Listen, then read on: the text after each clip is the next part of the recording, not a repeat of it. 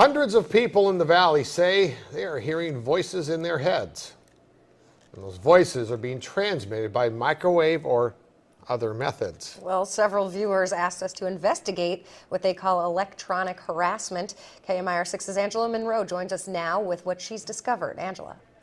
Electronic harassment, synthetic telepathy, voice-to-skull technology. Chances are you haven't heard of these terms, but after searching the internet, I found dozens of websites dedicated to the phenomenon and several Valley residents who say they're victims. How much more can you invade me than to go into my brain? It sounds like somebody else is reading the book, only it's thoughts. We're not having a group hallucination. This is actually something that's happening. These men all live in the area, didn't know each other before the voices started, and say someone is playing mind games with them. Mostly it's a lot of derogatory comments about whatever you're thinking about. Only time I ever had a whole sentence, he said, "This is not about you," which just frosted me. If it's not about me, what the hell am I going through all this for? Kevin Bond says he used to have a normal life. I was living in the San Diego area, was clerking for a federal judge, and I noticed that I was being followed by a whole bunch of people. According to the websites, what Bond is describing is called gang stalking. He moved to Palm Springs to escape. I started hearing, as you'll hear, hearing voices and what they'll call voice-to-skull or microwave hearing. Bob Stansfield says his experience was similar and started a decade ago. They were active in following me around here, and I started hearing the voices a little bit after the vehicular stalking. Randall Ringer says the voices started when he was undergoing chemotherapy. The first thing that was said was, "Randall Ringer." And I sat up straight and I went to into the bathroom, and I looked in the mirror, looked myself in the eyes, and I said, did that really happen? Bond says he's found more than 300 victims locally and is tracking others across the state through billboards.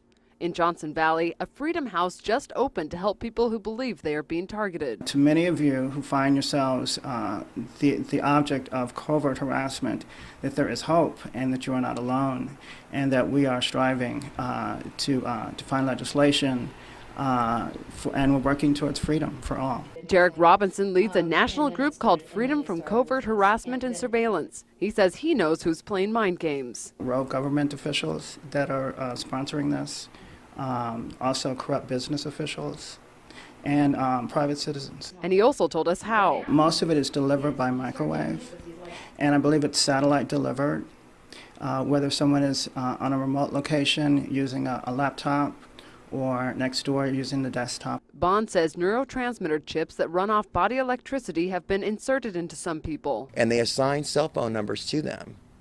The cell phone numbers are then run through a computer, and a computer translates your thoughts. This crime has been available to the military for 60 years. We sat down with local psychiatrist Dr. Alan Drucker to get his professional opinion. There's no scientific evidence and there's no objective evidence to show that what they believe to be happening is factually true. So what does the doctor believe is behind these voices? Information that I found on many of these websites really confirms or is consistent with what I see in delusional disorders. But these men disagree. I've been to a psychiatrist and they gave me anti-schizophrenia medication and it did absolutely nothing whatsoever. However, Dr. Drucker says delusional disorder has no real medical treatment and is believed to start because of disrupted dopamine pathways in the brain. These pathways then start to fire or get triggered in the absence of actual stimulation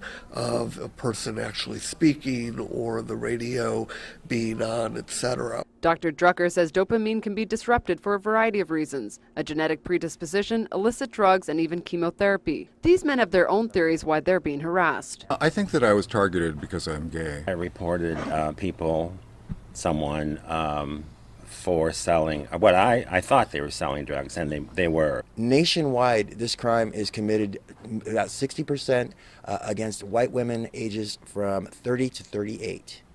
But in Palm Springs, it's almost 98% gay men. It does tend to occur more in populations of individuals who are marginalized or in some way stigmatized in society. But these men disagree and say police and the psychiatric community need to take them seriously. When I worked with the government, I heard a lot of people coming in saying, I'm hearing voices through my tooth.